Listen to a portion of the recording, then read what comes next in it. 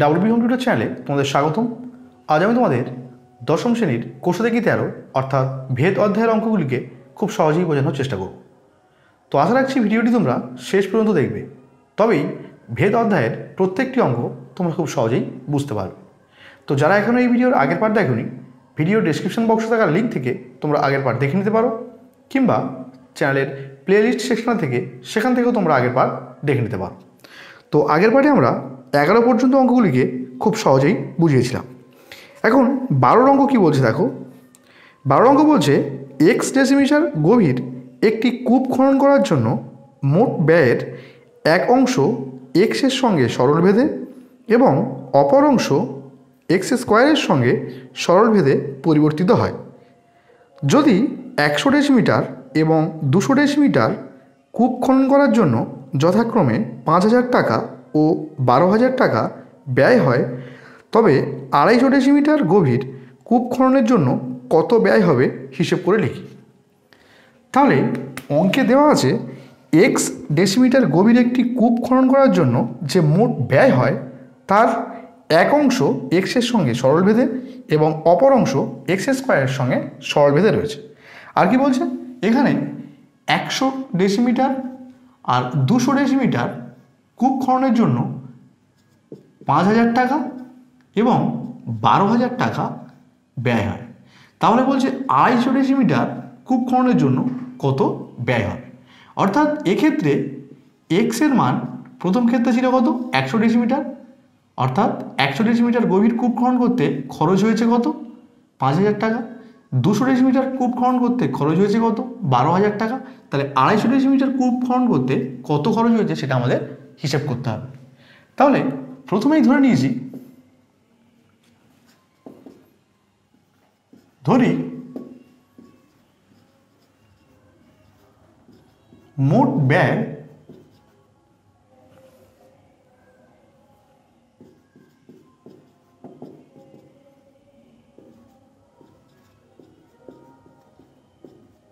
এখন বলছে মোট ব্যয়ের এক অংশ এক্সের সঙ্গে সরলভেদে এবং অপর অংশ এক্স স্কোয়ারের সঙ্গে সরলভেদে রয়েছে।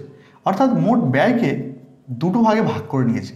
তো মোট ব্যয় অর্থাৎ ওয়াই ইকুয়ালস টু আমরা এ প্লাস বি লিখে নিলাম।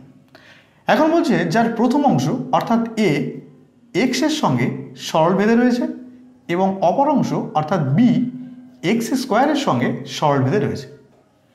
এখন আমরা যদি প্রপোর্শনাল টু সাইন তুলতে চাই, তাহলে এ ইকুয়ালস টু এখানে আমরা k1 ইন্টু এক্স লিখব, আর এখানে বি ইকুয়ালস টু তাহলে কী হবে, k2 ইন্টু এক্স স্কোয়ার। তাহলে আলটিমেট আমাদের সমীকরণটা কেমন দাঁড়ালো, তাহলে সমীকরণ ছিল কি y equals to a plus b. তাহলে ওয়াই ইকুয়ালস টু এর মান কত, k1x প্লাস বির মান কত, k2 এক্স স্কোয়ার। এখন প্রথম ক্ষেত্রে বলছে 100 ডেসিমিটার কূপ খননের জন্য 5000 টাকা, অর্থাৎ 100 ডেসিমিটারটা এক্স এর মান আর 5000 টাকাটা কি ওয়াই এর মান, কারণ 5000 টাকা আমরা ব্যয় হিসাবে ধরেছি। তাহলে এখানে কি লিখব, এখানে এক্স ইকুয়ালস টু 100 এবং ওয়াই ইকুয়ালস টু 5000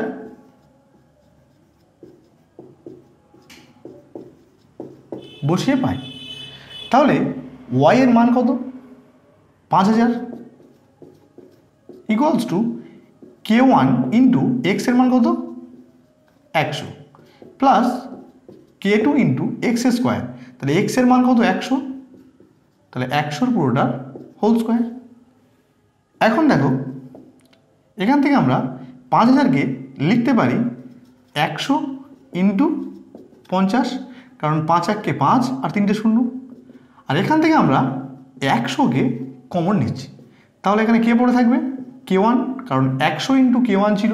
তাহলে আমরা যদি 100কে কমন নিই তাহলে কে পড়ে থাকবে, k1 প্লাস এখানে 100 স্কোয়ার আছে, অর্থাৎ 100কে দুবার গুণ আছে। তাহলে আমরা যদি একটা 100 কমন নিয়ে ফেলি তাহলে এখানে 100 পড়ে থাকছে আর এখানে k2 পড়ে রইল। এখন আমরা উভয় দিক থেকে 100কে কাটলাম, তাহলে আলটিমেট কি পেলাম, k1 plus 100 k2 equals two 50। আমি একেবারে সমীকরণটাকে ঘুরিয়ে লিখলাম। তো এটাকে আমরা 1 নম্বর ইকুয়েশন দেবো, এটাকে আমরা 2 নম্বর ইকুয়েশন দিলাম। আবার দ্বিতীয় ক্ষেত্রে কি বলছে, 200 ডেসিমিটার কূপ খনন করতে 12,000 টাকা খরচ হয়েছে। অর্থাৎ এক্ষেত্রে এক্স এর মান কত, 200 নেব এবং ওয়াই ইকুয়ালস টু 12,000 নেব। তাহলে এক্ষেত্রে সমীকরণ কেমন দাঁড়াচ্ছে দেখো। তাহলে ওয়াই এর মান কত এখন 12,000, তাহলে ওয়াই এর জায়গায় কি লিখব 12,000 ইকুয়ালস টু K1 এক্স, তাহলে K1 ইন্টু এক্স এর মান কত 200 প্লাস K2 এক্স স্কোয়ার, তাহলে K2 ইন্টু এক্স স্কোয়ার, তাহলে এক্স এর মান কত 200, তাহলে 200 হোল স্কোয়ার। ঠিক একই রকমভাবে এদিক থেকে আমরা 12,000কে লিখব 200 ইন্টু 60, দেখো 6 দুগুণে 12 আর 3টে শূন্য, আর এখান থেকে আমি 200কে কমন নেব। তাহলে এখানে 200 ইন্টু K1 ছিল, তাহলে এখান থেকে আমরা যদি 200কে কমন নিই তাহলে এখানে কে পড়ে থাকছে শুধুমাত্র K1 plus K2 into 200 square, অর্থাৎ 200 স্কোয়ার অর্থাৎ কি এখানে 200 দুবার গুণ আছে, তাহলে একটা 200কে আমরা যদি কমন নিই তাহলে এখানে একটা 200 পড়ে থাকছে আর এখানে K2 পড়ে রয়েছে। এখন আমরা উভয় দিক থেকে 200কে ক্যান্সেল করলাম, তাহলে এখানে কে পড়ে রয়েছে K1 plus 200 K2 equals two 60। তো এটাকে আমরা 3 নম্বর ইকুয়েশন দিলাম। এখন আমরা লিখব 3 মাইনাস 2 করে পাই। তাহলে আমরা 3 নম্বর সমীকরণ থেকে 2 নম্বর সমীকরণকে বিয়োগ করব। তাহলে এখানে 3 নম্বর সমীকরণ কি ছিল, K1 plus 200 K2 equals two 60। 2 নম্বর সমীকরণ কি ছিল, K1 plus 100 K2 equals two 50।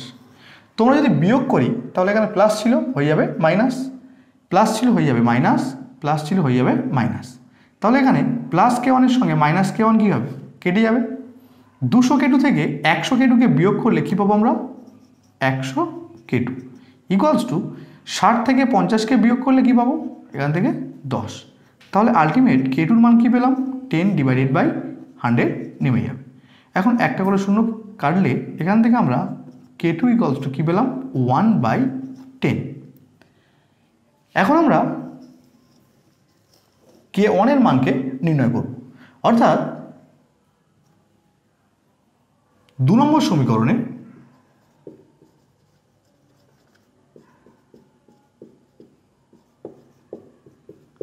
K2 equals to 1/10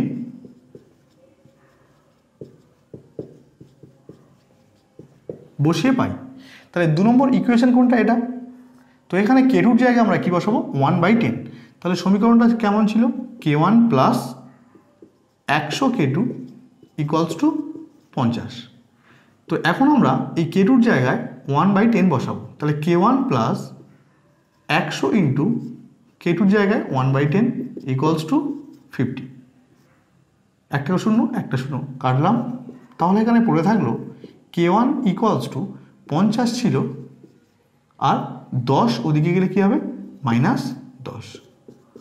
তাহলে এখান থেকে K1 এর মান কত পেলাম 40।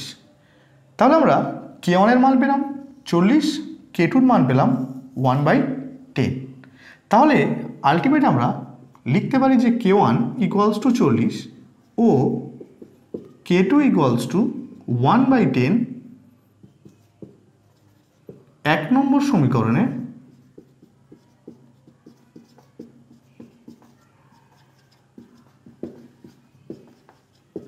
বসিয়ে পাই। তাহলে 1 নম্বর সমীকরণ কোনটা এটা, তো এখানে আমরা কি লিখব y equals to K1 into x plus K2 into x square এমন ছিল। এখন আমরা y ইকুয়ালস টু K1 এর মান কত 40 পেয়েছি, তাহলে 40x প্লাস K2-র মান কত 1/10 ইন্টু এক্স স্কোয়ার। তাহলে এটা হলো আমাদের 4 নম্বর ইকুয়েশন। এখন শেষে বলেছে 250 ডেসিমিটার গভীর কূপ খনন করতে কত খরচ হবে। তাহলে এটা কার মান এক্স এর মান, তাহলে কি লিখব এখন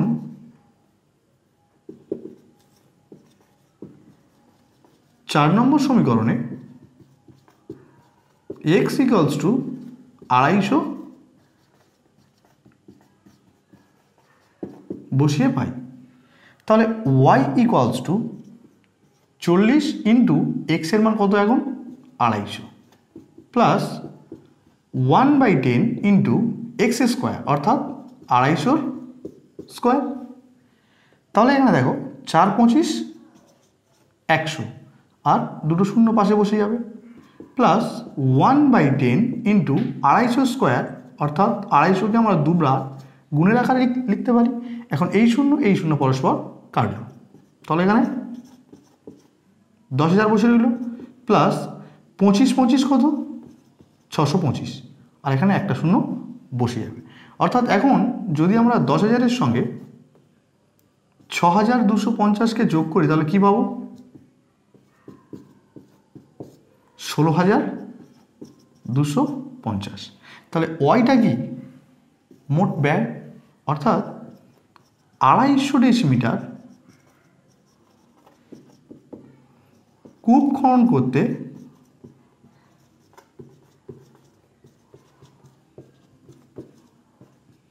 16,250 টাকা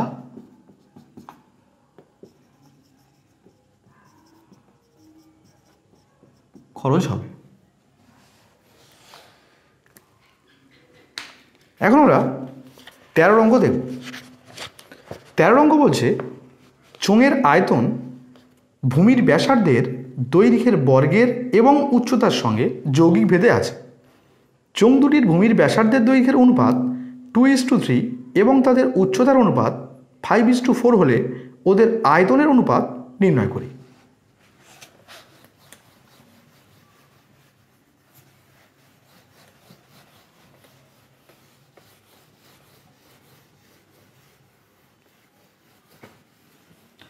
তো এখন 13 অঙ্কে দেওয়া আছে চোঙের আয়তন ভূমির ব্যাসার্ধের দৈর্ঘ্যের বর্গের এবং উচ্চতার সঙ্গে যৌগিক ভেদে আছে। তো প্রথমে আমরা ধরে নেব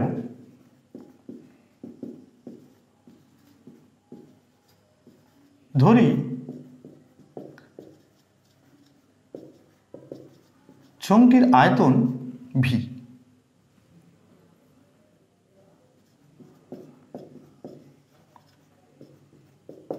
ব্যাসার্ধ ক্যাপিটাল আর এবং উচ্চতা ক্যাপিটাল এইচ। এখন অঙ্কে বলছে চোঙের আয়তন অর্থাৎ এখানে আমরা শর্তানুসারে লিখে নেব।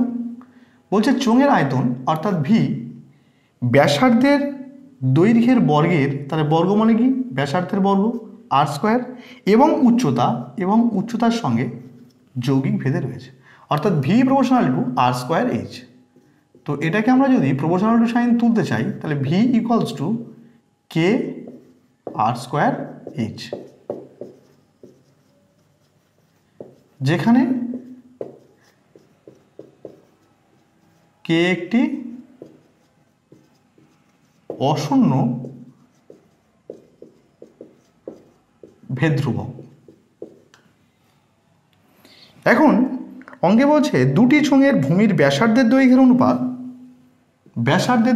অনুপাত দেওয়া আছে 2:3 অর্থাৎ আর এর অনুপাত দেওয়া আছে 2:3 আর উচ্চতার অনুপাত দেওয়া আছে কত 5:4।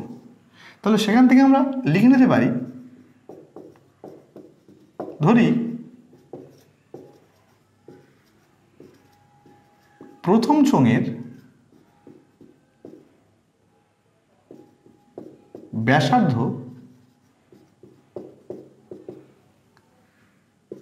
2r এবং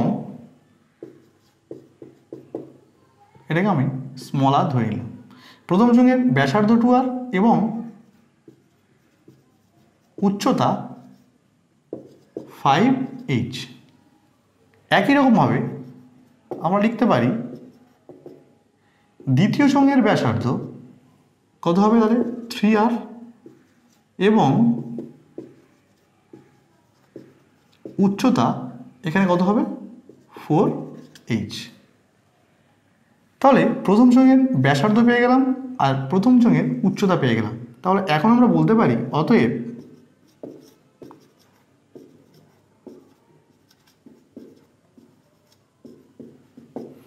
প্রথম চোঙের আয়তন, তাহলে আয়তন এটাকে আমরা V1 ধরে নিলাম, কারণ এখানে দুটো চোঙ আছে। তো প্রথম চোঙের আয়তনকে আমরা V1 ধরবো, দ্বিতীয় চোঙের আয়তনকে আমরা V2 ধরবো।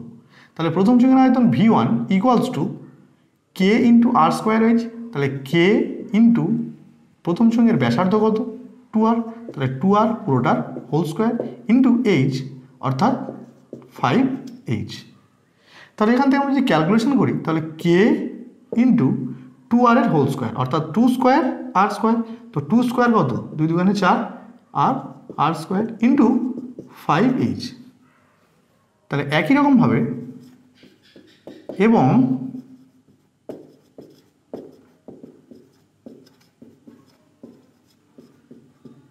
দ্বিতীয় চোঙের আয়তন, তাহলে প্রথম চোঙের আয়তনকে আমরা V1 ধরেছি, তাহলে দ্বিতীয় চোঙের আয়তনকে আমরা V2 ধরবো ইকুয়ালস টু, তাহলে আয়তন নির্ণয়ের সূত্র কী দেওয়া আছে K ইন্টু আর স্কোয়ার। তাহলে দ্বিতীয় চোঙের ব্যাসার্ধ কত 3R, তাহলে 3R এর হোল স্কোয়ার ইন্টু উচ্চতা কত 4H। এখন তাহলে K ইন্টু 3 স্কোয়ার কত 3 3কে 9 আর আর স্কোয়ার ইন্টু 4H। এখন অঙ্কে বলছে ওদের আয়তনের অনুপাত নির্ণয় করি। তাহলে এখানে লিখব অতএব ওদের আয়তনের অনুপাত, তাহলে কী হবে V1 ইস টু V2, প্রথম চোঙের আয়তন ইস টু দ্বিতীয় চোঙের আয়তন। তাহলে V1 এর মান কত K into 4R square into 5H is two K into 9R square into 4H। এখন উভয় দিক থেকে আমরা K আর K কে ক্যান্সেল করলাম, আর স্কোয়ার এইচকে ক্যান্সেল করলাম। তাহলে এখানে কে আছে 4 5 20 ইস টু 4 9 36। এখন যদি আমরা 2 দিয়ে কাটি তাহলে 10 দুগুণে 20, 18 দুগুণে 36, আবার 2 দিয়ে কাটলে কী হবে 5 দুগুণে 10, 9 দুগুণে 18। তাহলে ওদের আয়তনের অনুপাত কী পেলাম 5:9। তো আশা রাখছি ভিডিওটি তোমরা বুঝতে পেরেছো। তো আজকের ভিডিও এই পর্যন্ত রাখলাম, দেখা হবে পরের ভিডিওতে।